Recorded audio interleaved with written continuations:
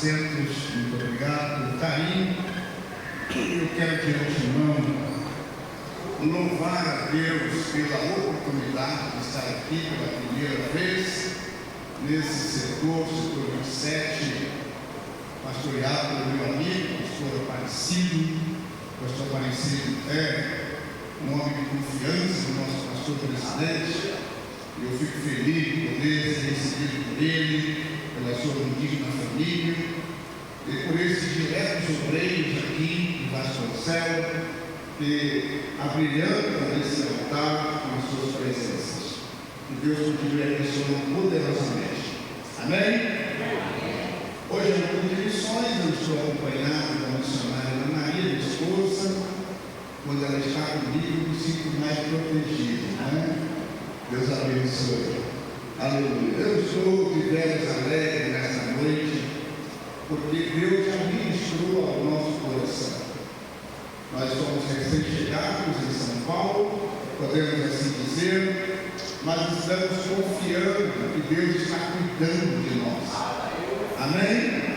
A gente teve toda uma vida de pastor integral e agora não estamos integral, estamos aguardando, e daí a gente tem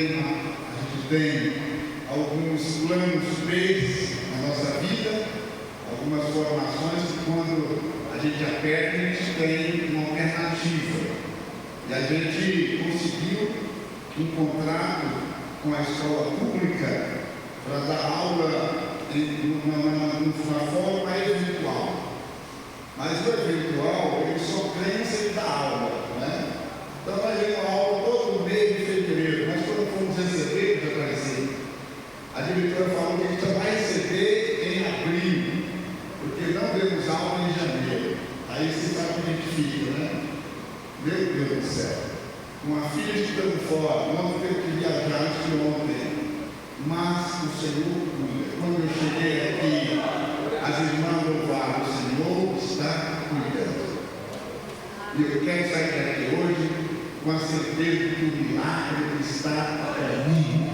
E o nome do Senhor será glorificado.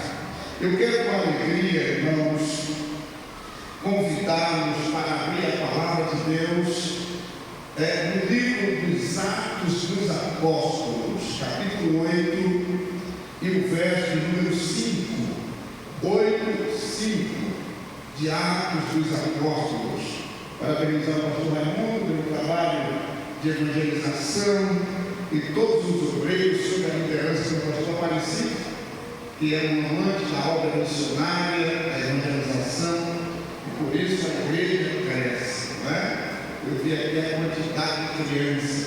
Isso é um termômetro interessante, porque aonde tem criança é sinal que Deus está operando, Deus está trabalhando. Amém? Capítulo 8 de Atos dos Apóstolos, versículo 5. Diz assim a palavra de Deus: e descendo Felipe à cidade de Samaria, lhes pregava a Cristo. Vou repetir. E descendo Felipe à cidade de Samaria, lhes pregava a... Quem que ele pregava? Cristo. Ele não pregava coach, ele não pregava prosperidade, ele não pregava o aniquilismo, ele não pregava o heroísmo, ele pregava Cristo. Quem prega Cristo, aleluia, o resultado é visível. Quem prega Cristo, o poder de Deus se manifesta. Louvado seja o nome do Senhor. Meus queridos irmãos, nós estamos no culto missionário. E o culto missionário, ao longo do tempo, ele foi perdendo a sua essência. Ao longo do tempo, o culto missionário foi se tornando um culto de rotina, um culto sem nada especial, tendo em vista que a obra missionária é uma obra urgente, urgentíssima. A obra missionária precisa ser feita, ela é inadiável. A obra missionária não pode ser postergada. A obra missionária tem que ser feita, e o agente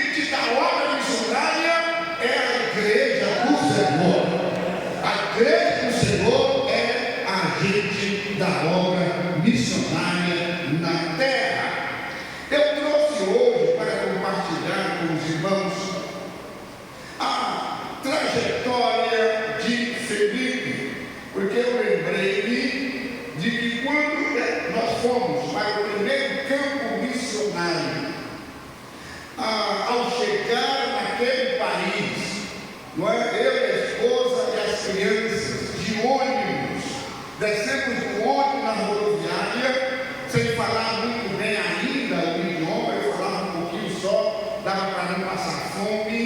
Quando a gente chegou na igreja, né? Eu cheguei primeiro, depois chegou a minha família, fui buscá-las no Brasil. E quando chegamos lá, no primeiro culto, uma irmãzinha levantou, pegou o microfone e cantou para nós assim: quando inúmero Deus redimidos e todos alabavam ao Senhor, uns cantavam mientras outros oravam, pero todos alabavam ao Senhor. Quando inúmero Deus redimidos e todos alabavam ao Senhor, uns cantavam mientras outros oravam, pero todos alabavam ao Senhor. Alabarei, alabarei, alabarei, alabarei, alabarei a ti, Senhor. Alabarei, alabarei, alabarei, alabarei a ti, Senhor. Aí os jovens levantaram do banco, levantaram com aqueles pandeiros na mão, aqueles timbales na mão, e disseram assim: vamos alabar, Jeová, cantar, salmos su nombre. Vamos alabar, Jeová, cantar, salmos su nombre. Anunciar por la mañana su misericordia, su fidelidad de noche. Anunciar por la mañana su misericordia, su fidelidad de noche. Y así, y así, y así se alaba a Dios. Así, así, así se alaba a Dios. Aí as crianças levantaram e disseram assim: com las manos, con los pies, la boca y el corazón. Y así, así, así, y así se alaba a Dios. Con las manos, con los pies, la boca y el corazón. Aí eu pensei, não tem como não amar a obra missionária. Não tem como fugir da obra missionária. Então Felipe, ele é um dos diáconos que vai ser consagrado no capítulo 6 de Atos dos Apóstolos. A igreja estava começando a ganhar terreno naquele momento em que foram batizados no Espírito Santo. Jesus deu uma ordem que eles tinham que ir além de Jerusalém, Judeia, Samaria e até os confins da terra. Mas eles ficaram em Jerusalém. E aí surgiu o primeiro problema. O primeiro problema é que as viúvas gregas não estavam sendo atendidas pela igreja. Então surgiu a necessidade de consagrar 7 diáconos e chamaram 7 homens com uma característica: primeiro, de boa reputação, e segundo, cheios do Espírito Santo. Não se fosse a obra missionária se não tiver cheio do Espírito Santo, porque cheio do Espírito Santo o diabo corre de você. Cheio do Espírito Santo você põe as mãos e os enfermos são curados. Cheio do Espírito Santo Deus levanta o caminho. Cheio do Espírito Santo a doença sai, o demônio sai e a glória de Deus desce. Eles eram cheios do Espírito Santo. Mas aí vai se destacar 2 desses diáconos que foram consagrados pelos apóstolos, que foi Estevão e Filipe. Eu disse diáconos. Escute bem. Então nesse momento eles começam a trabalhar, os diáconos começam a sair para fora das 4 paredes, e aonde Estevão chegava, ele dizia: Jesus Cristo cura, Jesus Cristo salva. E dizia para ele: mas tu é diácono, tu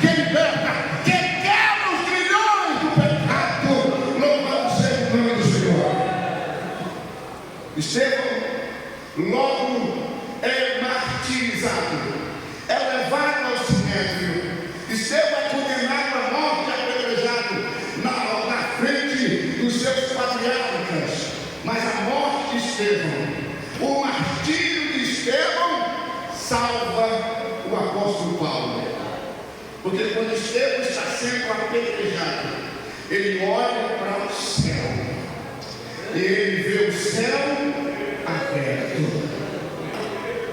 Quando você se sentir apedrejado, olha para cima.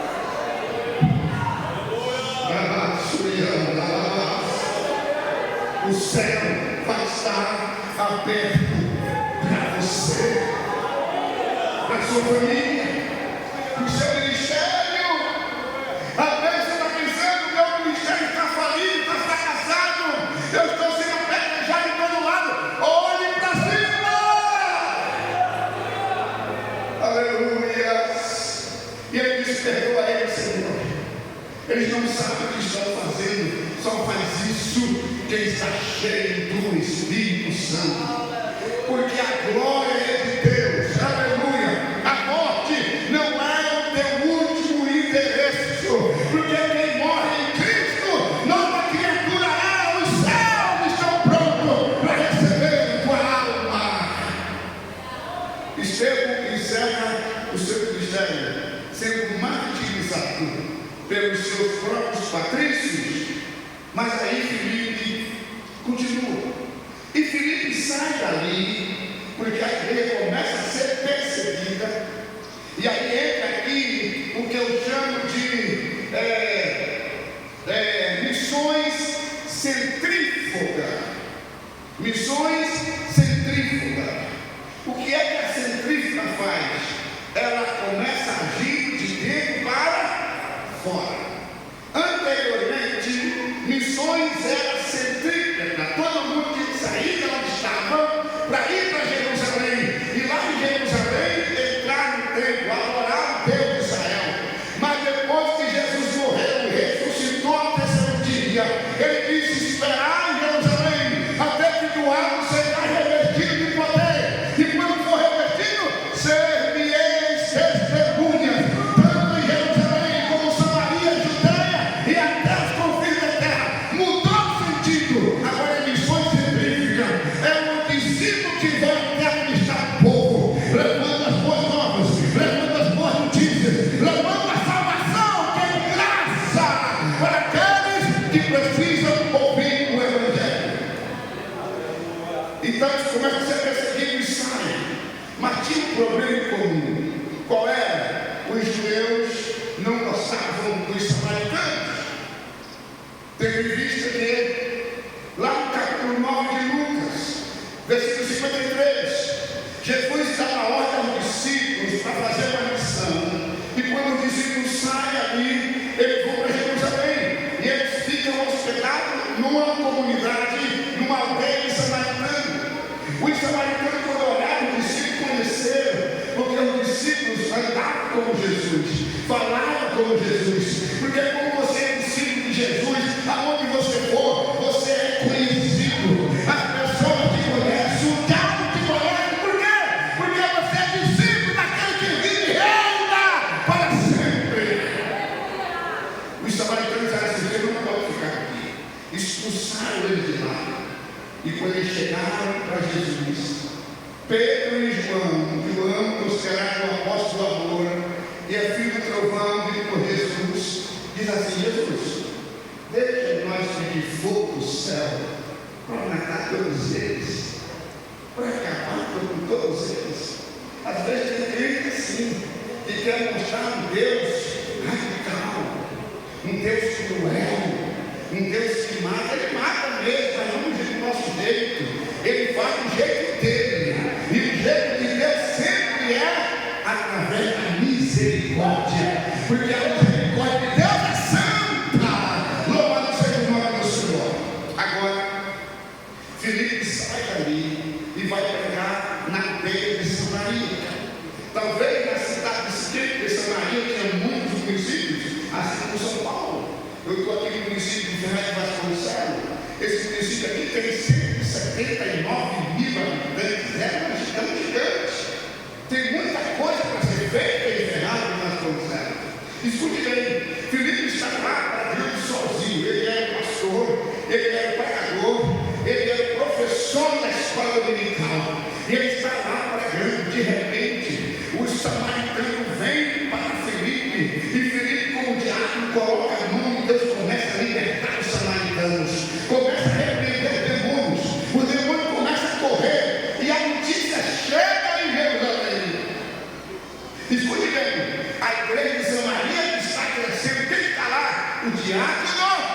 Felipe.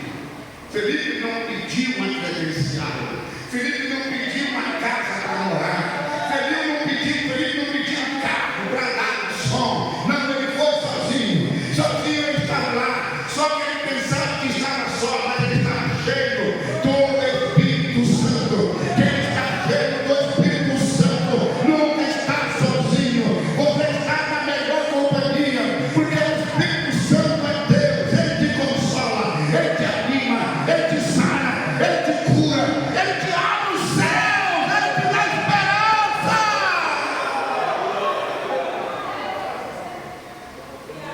E Felipe pregando, a igreja começou a crescer. Os samaritanos começaram a vir para Jesus, a se curvar diante de Jesus. E daí a notícia chega em Jerusalém. Aí os apóstolos mandam uma comissão para ir ver o que estava acontecendo lá em Samaria. E quem é que vai para lá? Pedro e João. Versículo 14 de 8 de Atos dos Apóstolos. Aí chega lá, pastores, no princípio, chega lá Pedro e João, os filhos do trovão. Chega lá e quando olha, vê a igreja lotada. De quem? Samaritanos. E aí, quando eles chegam e veem a lotar, eles perguntam para Felipe: e agora, o que está acontecendo? Irmão, só falta ele ser batizado no Espírito Santo. Ele já recebeu a Cristo, já estão perdoados os seus pecados, mas agora falta ele ser cheio de quem? Do Espírito Santo. Aí quem vai orar? Pedro e João vão orar. Lá atrás eles pediram para Deus descer fogo, para queimar os samaritanos,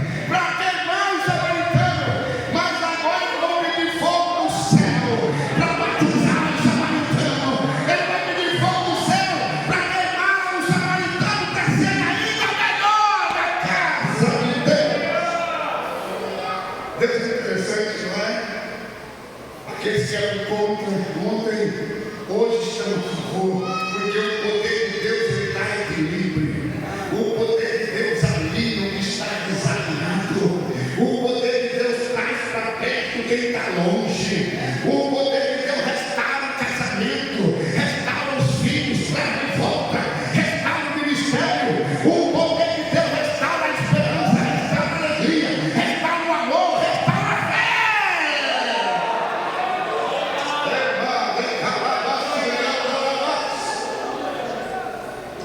E Felipe cheio do Espírito Santo, com a anuência dos apóstolos.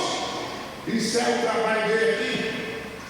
Mas aí Deus vai falar com Felipe, e o anjo desce. Eu disse, o anjo, e disse: Felipe, põe de pé.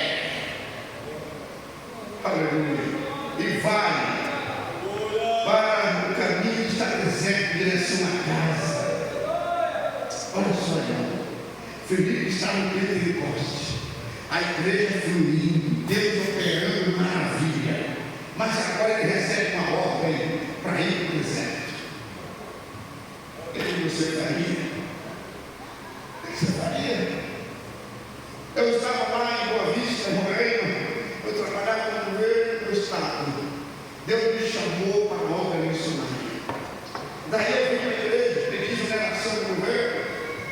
Talvez se fosse hoje eu pensava diferente, mas não estou arrependido não. Aí passei 8 meses na igreja. Aí veio a ordem divina: vai para o campo missionário. Primeiro campo missionário, minha esposa toda cheia de vaidade ainda, não é? Uma vida regalada que tinha, com tudo, casa própria, carro, rádio, aleluia. Deus agora chama nós para ir para a obra missionária. Aonde? No meio dos índios. Lá no Iraque, aonde o vento faz a curva. 400 quilômetros da capital. Não tinha carro para lá, era um cavalo. O carro passava uns 4, 5 dias para chegar lá. Quando era no verão, no inverno passava tudo. Não tinha estradas. Fomos para lá, montei lá em cima de rádio feito. Eu lá vomitando, passando mal. Porque era rádio feito a montanha. Lá na fronteira do Brasil, uma mulher me veio para Venezuela. Do ladinho do Monte Caburaí. Você entra lá no Google, pesquisa Monte Roraima e Monte Caburaí. Estava no perto de Monte lá. Lá tem um município chamado de Labutano, tem uma igreja que nós construímos. Aliás, são 9 congregações que construímos, tanto no Brasil como na Minas. Aí fomos para lá. Chegamos lá, alguém dizia que vai sair. Mas, pastor, tá, você vai no meio daquela comunidade, aquele vizinho lá não sabe nada, lá não tem nada. Lá é deserto, os índios estão morrendo de fome. Eles mataram os peixes do rio, tudo no futebol. Não tem mais caça. Você vai morrer lá. Eu disse, quem está mandando ele é o dono da obra. Lá no céu não tem escassez. Na dispensa da glória não falta mantimento, não falta alegria, não falta saúde. Ele é o Deus. Se ele manda, ele se responsabiliza. Fomos para lá. Chegamos lá, comecei a trabalhar, a falar com os índios. 3 meses depois eu faço uma reunião e pergunto, como é que está a obra? Eu ganhei ninguém para Jesus. Aí me deu um desânimo. A esposa ficou dizendo assim, se você quiser voltar, pronto. Fui no quarto orar e Deus falou no meu coração, quem salva não é tu, quem salva sou eu.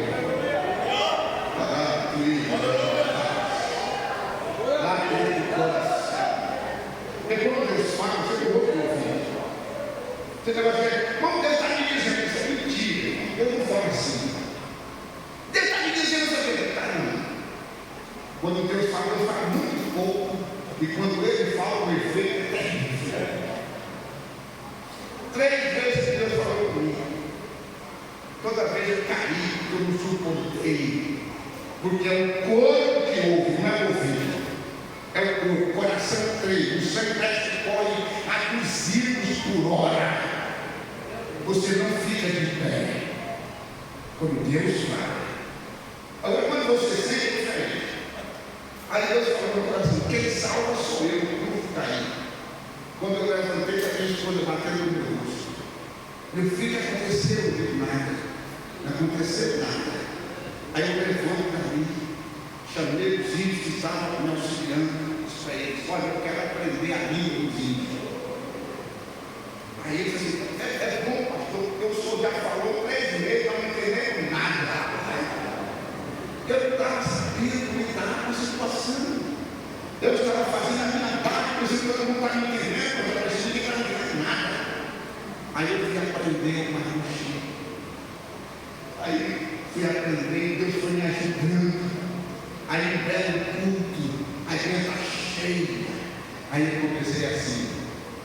Mubeku Perika Sawai Muribeku Perika Sawai. Aí eu vi os índios começar a chorar. Muruberu Muiaca da frente. Naquele tempo nós oramos por 15 anos. E aí os índios saíram correndo. Pastor Negró, na língua deles, é pastor Moreno, porque eu era muito pastor, cheguei lá, era preto, né? Agora é preto, pode chamar negro, né? Agora é preto, já percebeu? Era o pastor preto, então preto na língua deles é Negró. Aí os índios saíram correndo. O pastor Negró fala a nossa língua. O pastor Negró fala a nossa língua. Todo mundo vem ver. A curiosidade no culto à noite, casa cheia. Quem salva sou eu, disse o Senhor. Felipe está no melhor do seu ministério, mas o anjo disse: sai daqui, sai dos holofotes, sai da mídia. Ai, Felipe, às vezes o holofote está me fazendo mal. Sai do holofote, sai da mídia. Ei, clima, não, Deus está falando nesta noite. Aleluia. Sai do holofote, vai para Zoe, vai para o deserto, que vai cuidar da casa. Eu tenho uma obra lá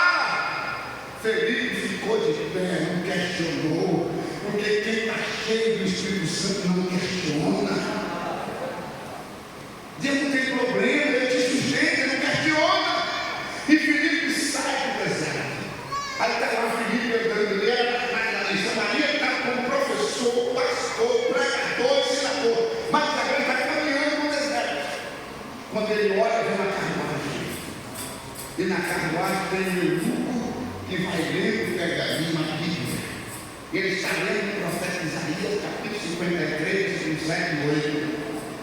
E o eunuco está lá na carruagem. Esse eunuco da rainha de Candância que veio da Etiópia para Jerusalém. Dá quase 1.100 quilômetros de da Etiópia para Jerusalém. Ele gastava, segundo Eusébio e outros historiadores, 30 dias de caminhada para ir e 30 dias para voltar, para adorar. E com um particular, pastor Aparecido, eu nunca podia ficar no tempo. Lá em Deuteronômio capítulo 23 diz que homem castrado não podia entrar no templo. Eu nunca é castrado, mas ele veio falar. Porque quando você sente um impacto do Espírito Santo, não importa se você é drogado, se você é mafioso, o que você seja, a graça te atrai, ela te traz, ela te chama. E eu não saiu, veio 30 dias caminhando na carruagem, era tesoureiro da rainha de Candância, era o ministro da fazenda. Ele veio adorar em Jerusalém, mesmo sabendo que não podia entrar no templo. Mas Deus já tinha uma missão. A missão era para quem? Para Filipe. Deus está lhe dizendo nessa noite que Ele tem uma missão para você. Não se acovarde. Ele tem uma missão nesta noite para revelar o teu coração. Não importa a circunstância, a missão é dele. Ele se responsabiliza. Aí está o com a carruagem, com o seu súdito. Aí Filipe começa a correr pela carruagem e vai ouvir o que o outro está falando. O outro está dizendo assim: está lendo o profeta Isaías. Aí Filipe entra na conversa: entendes tu o que lê? Ele disse: como eu vou entender se não há quem me explique? Tem muita gente que não está entendendo, porque você não está lá para explicar. Deus te chamou para explicar os mistérios da graça. Pastor, mas eu não estudei teologia, não interessa, Deus não precisa disso. Se Ele te revelar, você tem o mistério da revelação. E aí, o eunuco toma muito aquele carro, e eles montaram na carruagem, e Filipe começa a explicar para eles: de quem esse profeta está falando? Que ele vai ao matador como ovelha muda, que não tem que se reclamar. Aí Filipe aproveita: esse cordeiro é aquele que João, quando foi batizar, olhou na fila e disse assim: eis aí o cordeiro de Deus que tira o pecado do mundo. Ele é Jesus de Nazaré. Aleluia, filho. O eunuco se animou, se alegrou, e Filipe orou por ele. Ele aceitou a Jesus como Salvador. Quando alguém aceita Jesus como Salvador, o que ele faz? Vai discipular para levar o batismo. Aleluia. No meio do deserto, Deus faz criar um rio. É deserto lá, não tem água nenhuma. Mas quando é para fazer a obra de Deus, apareceu um poço de água lá. E eu não vai me viu, nem Filipe não viu, que viu foi maluco. O eu disse: olha, tem água ali. O que que pede para me batizar? Aleluia! Deus está dizendo: tem água aqui em Ferrari, mas no céu. Tem água em todo lugar. É só você ir, que a água vai aparecer. Água traga de alimento, água traga de graça, água traga de purificação. Tem água purificadora. O que ele pede me batizar? Aí Filipe disse: desce, preparou a carruagem e foi lá. E Filipe era o quê? Diácono. Mas naquele momento Deus deu autoridade para Filipe para ser evangelista e batizar em eunuco. Quando terminou de batizar, a missão estava cumprida. Aí Deus disse: agora Filipe, o anjo falou, acabou a tua missão. Filipe parece que aconteceu quando acordou, estava onde? Em Azoto. Porque Deus não é problema. Eu já vou para terminar o que eu tenho na frente.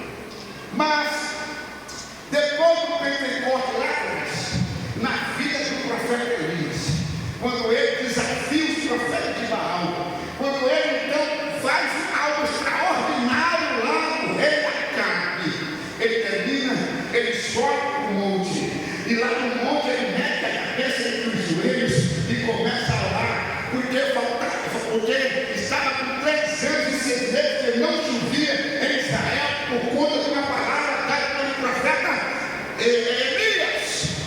E quando ele está orando, ele mandou o servo dele: vai, olha para o nascente do sol, vê o que tu vê. Aí ele foi, não vejo nada. Foi a primeira vez, não vejo nada. A segunda, a terceira, a quarta, na 7ª vez ele voltou e diz: ó filho, eu não vi muita coisa não, mas eu vi uma nuvenzinha do tamanho da mão de um homem. Ele diz: então corre, avisa todo mundo que vai vir ter água, vai vir água com abundância. Eu quero dizer para você, você não está vendo nada, como eu nesse momento em São Paulo, não estou vendo muita coisa, mas há uma nuvenzinha lá, do tamanho da mão de um homem, e que é sinal de graça de Deus, de bênção do céu, de chuva serôdia, que está chegando aí na tua casa, está chegando aí no teu ministério. Aí ele falou para Acabe e disse: vai para tua casa, porque vem chuva. Acabe tem 2 palácios, ele tem um palácio verde normal e tem um palácio de inverno. Ele vai para onde? Para o palácio de inverno, para Jezreel. Aí a Bíblia diz que ali, no capítulo 18, verso 42, 1 Reis, a mão de Deus estava com Elias. Da onde ele falou com Acabe para Jezreel é 38 quilômetros. Acabe foi em carruagem, mas ele está onde? Na mão de Deus. Quando Acabe saiu, ele foi a pé, aparentemente, mas quando Acabe chega nos portões de Jezreel, quem está lá? Elias. Porque quem está na mão de Deus não fica para trás, não é deixado para trás. Não se sinta inútil, você está na mão de Deus. Não se sinta o pior dos homens, o pior das mulheres, você está na mão de Deus. Hoje é um culto missionário e Deus está dizendo para você: eu tenho uma obra na tua vida, tão somente esteja cheia do Espírito Santo. Eu vou encerrar contando para você um testemunho. Minha esposa estava nutrindo no coração dela um sentimento de rejeição daquilo que estava acontecendo conosco lá na Saldanha, mas só entre ela e Deus. Ninguém sabia, nem eu sabia. Nós estamos agora com 3 filhos, uma criancinha com 3 meses nascida, com um problema no olho, porque a gestação da minha esposa ela tem rubéola. O médico falou: vai sair cega, vai sair sem um membro, ou vai sair sem o cérebro.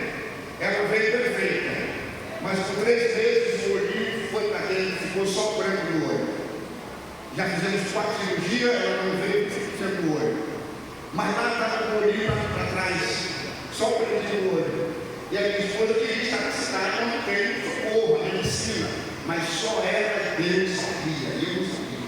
Aí eu ganhei um Jeep Williams 6 cilindros para fazer a obra de Deus lá na aldeia chamada Monte Moriá. E eu vou dar Santa Ceia, preparamos o jardim, preparamos a roupa, preparamos a comida, porque lá eles iam oferecer para nós o caxiri, que é a bebida deles, e o pajuaru, que é uma bebida que você bebe um gole e esquenta suas orelhas. No segundo gole você não vê mais nada, tudo rodando. Está rindo aqui com vocês. Daí a gente levava escondido gelo e açúcar, para quando ele desse para João, a minha esposa aqui, ele fazia uma oração, aí botava uma toalha, minha esposa jogava açúcar, trigo no negócio e gelo, para mim dizer, para não ficar doido, não ficar tudo. Aí preparamos tudo, estamos lá no Rio, convidamos alguns índios para ir conosco, para interpretar, alguns índios que falavam uma nação Patamona, que falavam caicó e que falavam inglês. Quando a gente desceu na primeira vez, aí eu vou fazer vai com o motorista, coloca na 4ª marcha, vai descer, vai subir, vai reduzindo.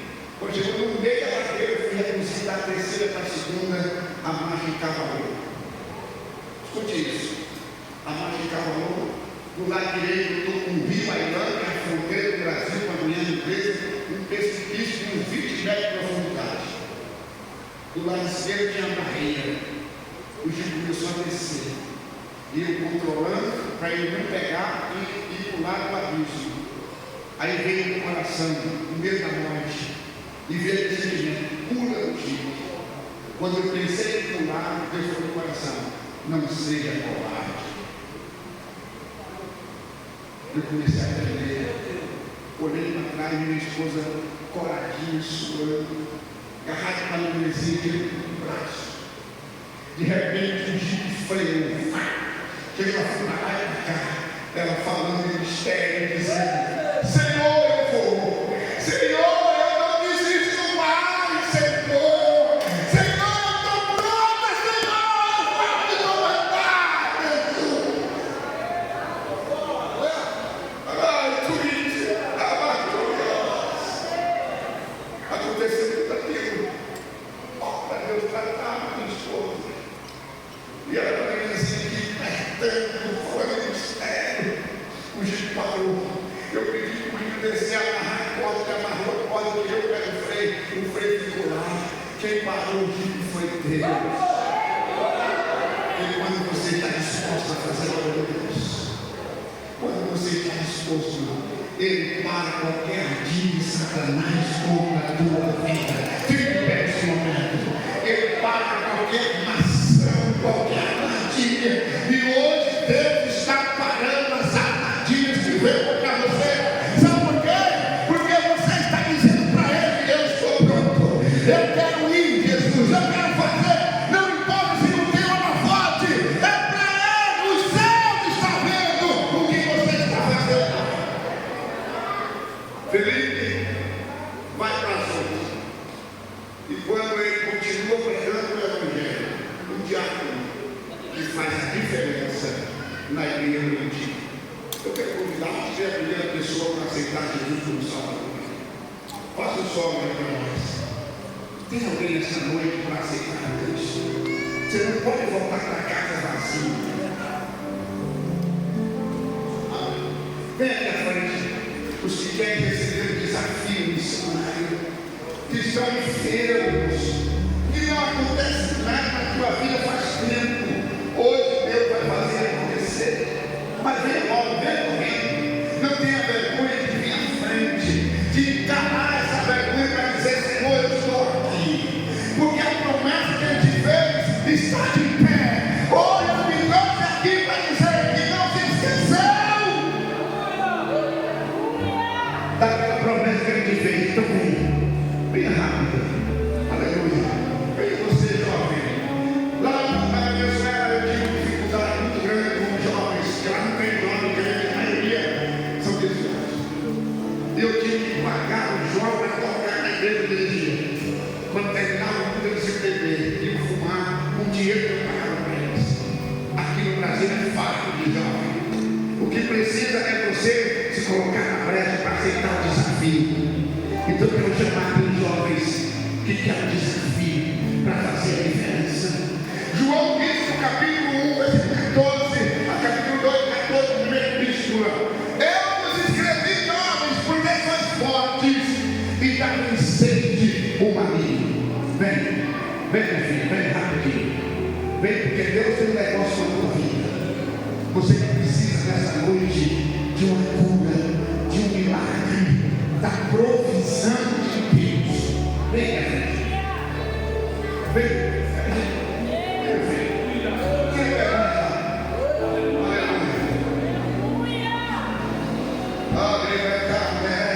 Tem mais gente. Pode vir. Vem. Tem uma moça aqui que está se derramando. Senhor, será que eu vou? Será que eu não vou? Vem, porque as tuas escolhas vão ser assertivas a partir da hora que você se colocar diante do altar da nossa.